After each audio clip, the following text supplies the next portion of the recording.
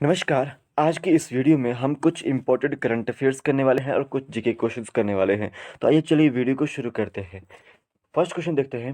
Which of the following statement is correct about उड़े देश का आम नागरिक स्कीम। उड़ान स्कीम से रिलेटेड यहाँ पे जाओ, कुछ आपको स्टेटमेंट जाओ करेक्ट बतानी है, कौन सी स्टेटमेंट करेक्ट है। याद रखिए, जो उड़ान स्कीम है उस स्कीम को लॉन्च किया गया था 2016 में। कब किया गया था? 2016 में, प्राइम मिनिस्टर नरेंद्र मोदी जी द्वारा। याद रखना है, ये स्टेटमेंट गलत है। सेकंड स्टेटमेंट देखिए कि जो ये उड़े देश का आम नागरिक स्कीम है, इसके थ्रू क्या किया जाता है कि कनेक्टिविटी जो है वो पहुंचाई जाती है आपके रूरल और जो आपके रिमोट एरियाज़ हैं वहाँ पर। किसके थ्रू? आपका एरोप्लेन जो है वहाँ पे कनेक्ट किया जाता है, या जो है चॉपर वगैरह के थ्रू जो है कनेक्ट किया जाता है। ठीक है, ये स्टेटमेंट भी बिल्कुल गलत है। अब ये जो स्कीम है ये 5 साल के लिए चलेगी और इसको जो है एक्सटेंड किया जा सकता है। ये स्टेटमेंट भी गलत है क्योंकि ये 10 साल तक के लिए जो चलेगी अभी, और इसको जो एक्सटेंड किया जा सकता है। और ये जो स्कीम है आपकी उड़े देश का आम नागरिक, इसको स्टेट गवर्नमेंट और सेंट्रल गवर्नमेंट जो है जॉइंटली फंड करेगी। ये आपको याद रखना है। तो बी ऑप्शन राइट आंसर है। सबसे पहले तो उड़ान योजना की जो स्कीम है, स्कीम का नाम है वो आपका है, फुल फॉर्म है उड़े देश का आम नागरिक। प्रधानमंत्री नरेंद्र मोदी जी द्वारा जून 2016 में जो इस स्कीम को लॉन्च किया गया था, और ये जॉइंटली फंडेड स्कीम है सेंट्रल और स्टेट गवर्नमेंट की। 10 साल तक के लिए चलेगी और एक्सटेंड भी की जा सकती है। और इसका एम क्या है कि कनेक्टिविटी को पहुंचाना रूरल एरियाज तक और रिमोट एरियाज तक। इसका आपको याद रखना है। तो यहाँ पे बी ऑप्शन बिल्कुल राइट आंसर है। अब एक चीज़ आप यहाँ पे समझिएगा कि अभी जो है वो उड़ान 4.0 जो है वो स्कीम चली हुई है। तो ये फोर्थ राउंड है उड़ान योजना का, जिसको दिसंबर 2019 में जो लॉन्च किया गया था। ठीक है, और इसका स्पेशल फोकस जो था उड़ान 4.0 का फोर्थ राउंड का, नॉर्थ ईस्टर्न रीजन्स में या हिली स्टेट्स में या फिर आइलैंड नेशंस में आपके जो यहाँ पे स्कीम को पहुँचाना। ठीक है, एयरपोर्ट्स को डेवलप करना।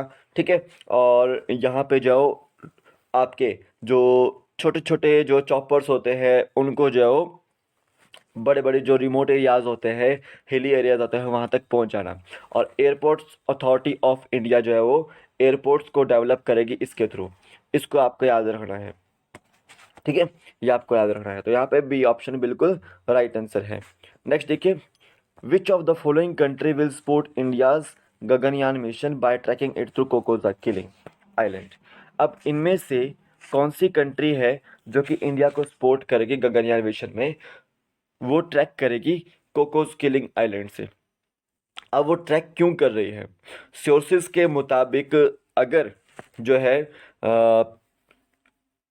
गगनयान मिशन में इंडिया को सिग्नल्स नहीं रिसीव हुए, तो कोकोस किलिंग आइलैंड से जो है उनको ट्रैक किया जा सकता है, उनका जो है डाटा डाटा जो है लिया जा सकता है।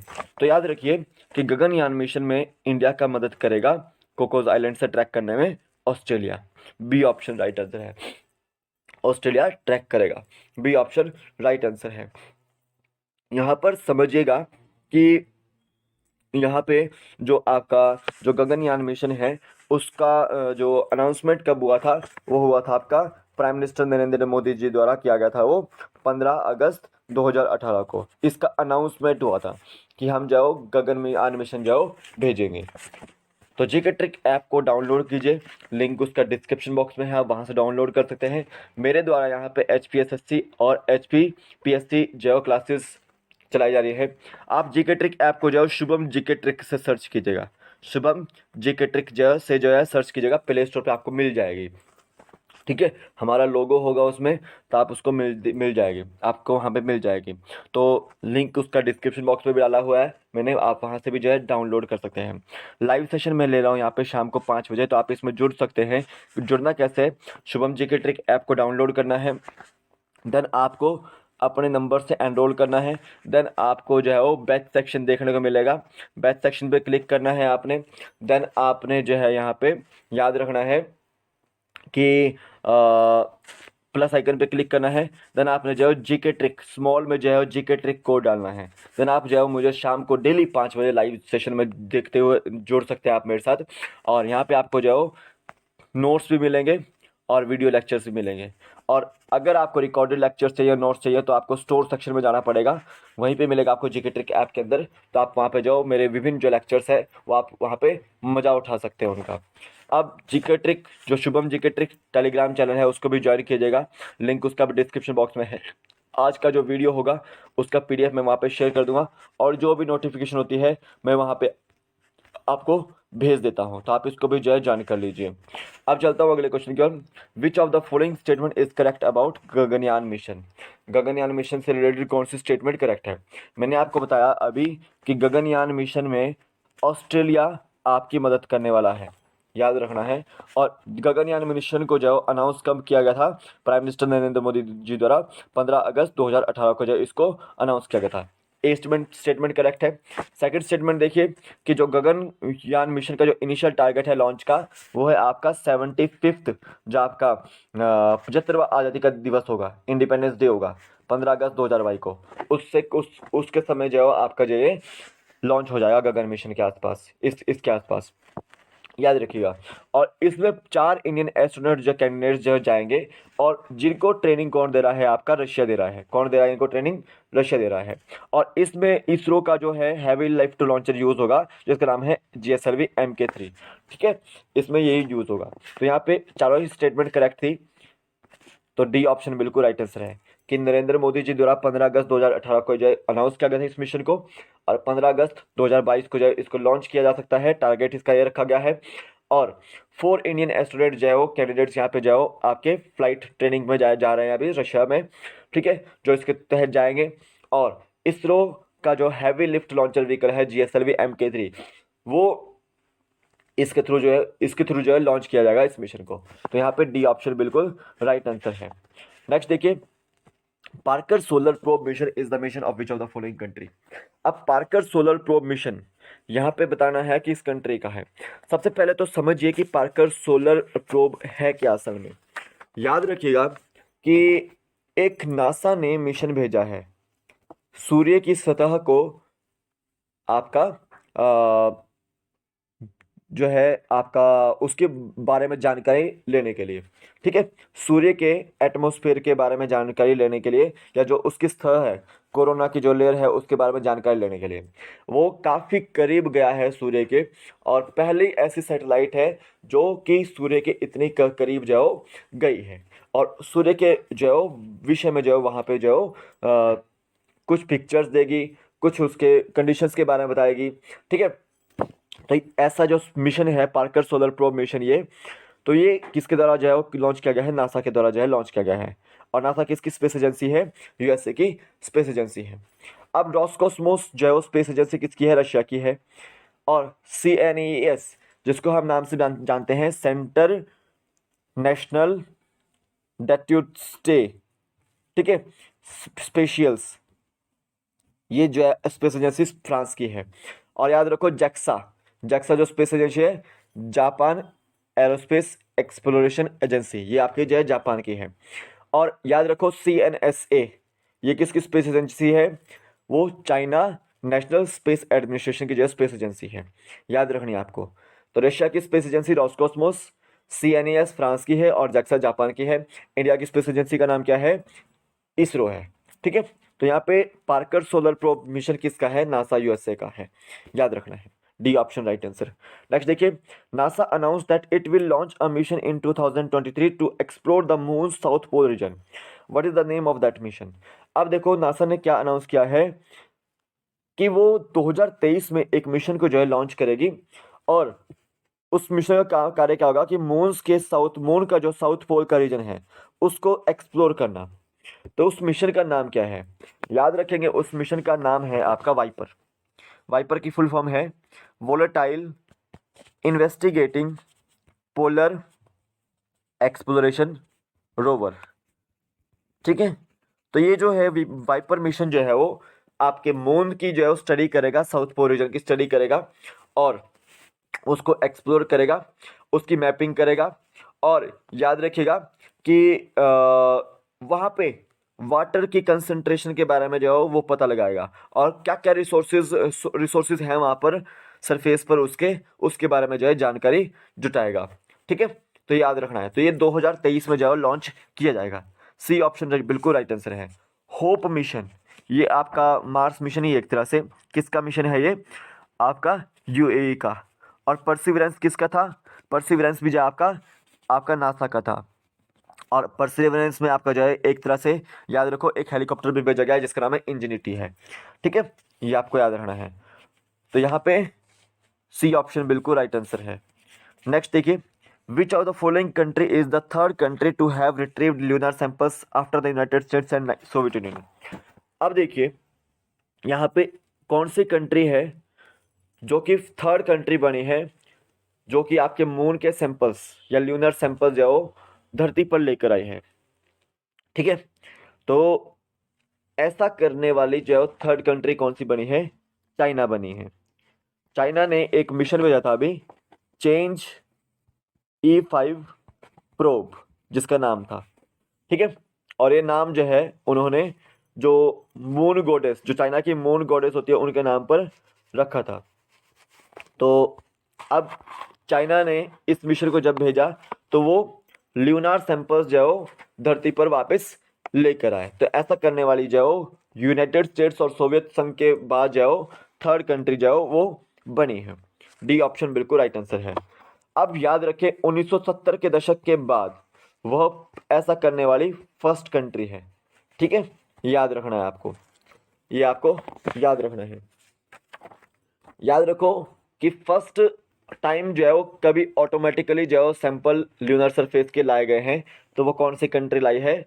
वो आपका चाइना ही लेकर आई है। ठीक है, ये आपको याद रखना है। और ये जो चाइना का मिशन था वो अब कहाँ उतरा था? वो मंगोलिया में उतरा था। याद रखना है, मंगोलिया में। तो यहाँ पे डी ऑप्शन बिल्कुल राइट आंसर है। नेक्स्ट देखिए, which of the following mission recently launched by NASA for monitoring earth and measure different wavelengths of light reflected off the earth surface. अभी हाल ही में नासा ने एक जो मिशन को लॉन्च किया है जो कि मॉनिटर करेगा अर्थ को।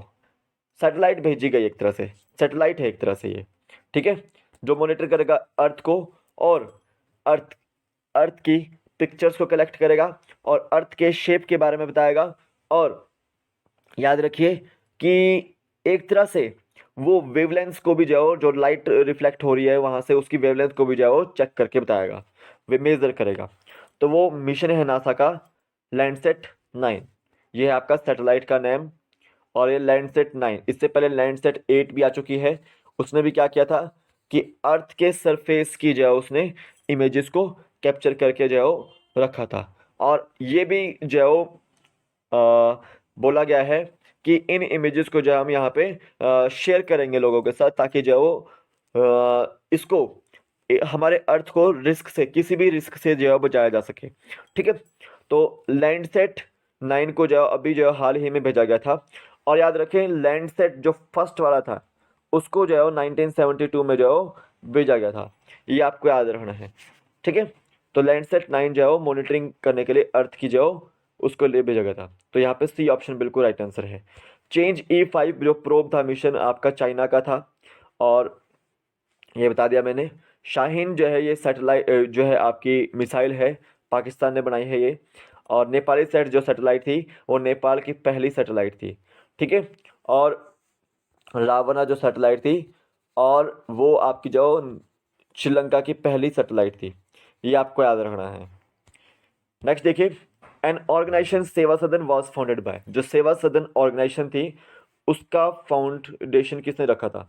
तो याद रखो बहराम जी मालाबारी, इनके द्वारा ये जो फाउंडेशन रखा गया था। ठीक है, और इन्हीं के द्वारा याद रखना है कि 1891 1892 में एज ऑफ कंसेंट एक्ट आया था। ठीक है, याद रखिएगा उसके तहत जो लेडीज़ की शादी की एज थी वो 12 से अबव रखी गई थी। याद रखिएगा रविंद्रनाथ टैगोर जी ने 2 देशों के राष्ट्रीय गान लिखे हैं, एक आपका इंडिया का जनगण मन और एक आपका बांग्लादेश का आमार सोनार बांग्ला। स्वामी विवेकानंद जी आपके याद रखना है कि रामकृष्ण परमहंस रामकृष्ण मिशन की इन्होंने स्थापना की थी वेल्लूर वेल्लूर मठ से आपका 1897 में। और शिकागो सम्मेलन में इन्होंने 1893 में भाग लिया था। और 11 सितंबर को जो है वो भाग लिया था 1893 में। ठीक है, और ये भी याद रखना है, ए.ओ. ह्यूम, कांग्रेस की स्थापना की थी इन्होंने 72 पॉलिटिकल लीडर्स के साथ मिलकर। याद रखें कि ये एक आईसीएस ऑफिसर थे और इन्होंने लॉर्ड डफरिन से परमिशन ली थी। और याद रखिएगा 1885 में जो इन्होंने इस कांग्रेस की स्थापना की थी। याद रखिएगा सेफ्टी वॉल्व थ्योरी भी इन्हीं की थी। और याद रखिएगा इस सेफ्टी वॉल्व थ्योरी को किसने जो अपनाया था, लाला लाजपत राय ने इनको अपनाया था। ठीक है, इसको अपनाया था, याद रखना है। तो यहाँ पे ए ऑप्शन बिल्कुल राइट आंसर है। नेक्स्ट देखिए, 9th national ice hockey championship started at which of the following place. जो 9th जो आपकी नेशनल आइस हॉकी चैंपियनशिप थी वो कहाँ पे स्टार्ट हुई अभी याद रखना है, वो काजा, हिमाचल प्रदेश के काजा में जो अभी जो स्टार्ट हुई है। और याद रखें कि इसका इनॉग्रेशन जो जयराम ठाकुर जी ने, जो हिमाचल प्रदेश के सीएम है, उन्होंने किया था। राउरकेला आपको याद रखना ये उड़ीसा में है और यहाँ पर विश्व का सबसे बड़ा हॉकी इंटरनेशनल स्टेडियम बनने जा रहा है। और यहीं पर आपके जो 2023 में हॉकी का जो वर्ल्ड कप होगा वो यहीं पर होगा। ठीक है, याद रखना है। टोक्यो में आपके ओलंपिक्स भी हुए थे एवं पैरालंपिक्स भी हुए थे, याद रखना है। ठीक है, नेक्स्ट देखिए, the world's most sensitive dark matter experiment xenon 1t started at which of the following country. देखो, वर्ल्ड का एक most sensitive dark matter experiment जो है xenon 1t जिसका नाम है, वो किस कंट्री में स्टार्ट हुआ है। सबसे पहले तो याद रखिए xenon 1t जो है आपका एक्सपेरिमेंट जो था वो डार्क एनर्जी के लिए था। अब डार्क एनर्जी क्या है, वो एक तरह से कंप्लीट मिस्ट्री है। ठीक है, डार्क एनर्जी जो है आपकी एक तरह से ब्रह्मांड में कुछ नेगेटिव या फिर रिपल्सिव प्रेशर की वजह से जो या फिर अपोजिट ऑफ ग्रेविटी के जो तरफ बिहेव करती है। और एक तरह से ये याद रखो कि ये एक अननोन मिस्ट्री है। ठीक है, कि यूनिवर्स एक्सपेंशन कर रहा है, उस तरह उसको इफेक्ट करने वाली जो है एक तरह से मिस्ट्री है, ये इस तरह से समझिएगा। तो इसके ऊपर जो स्टडी चल रही है और इसके लिए जो एक्सपेरिमेंट किया गया था उसका नाम था xenon 1t। और ये कहाँ पर स्टडी चल रही है, आपकी इटली में जो स्टडी चल रही है, INFN laboratory Nazionali del Gran Sasso, Italy में जो ये स्टडी आपकी जो चल रही है लेबोरेटरी में। ठीक है, याद रखना है। तो यहाँ पे सी ऑप्शन बिल्कुल राइट आंसर है। तो ये थे आप जो आपके टॉप 10 क्वेश्चंस। आई होप आपको समझ आए होंगे, इतने अच्छे क्वेश्चंस थे ये और काफ़ी हाई लेवल के क्वेश्चन है, करंट अफेयर बेस्ड क्वेश्चन है, मैक्सिमम आपको देखने को मिलेंगे। तो आप टेलीग्राम से इसका PDF ले सकते हैं और इस बैच में आप जो है ज्वाइन कर सकते हैं। शुभम जी के ट्रिक ऐप को डाउनलोड कीजिएगा, लिंक उसका डिस्क्रिप्शन बॉक्स में डाला हुआ है, नहीं तो आप प्ले स्टोर से भी डाउनलोड कर सकते हैं। तो आज के वीडियो में बस इतना ही है, कल फिर मिलता हूँ एक नए वीडियो के साथ। तब तक के लिए जय हिंद, जय भारत, आपके दिन शुभ हो, जय हिंद।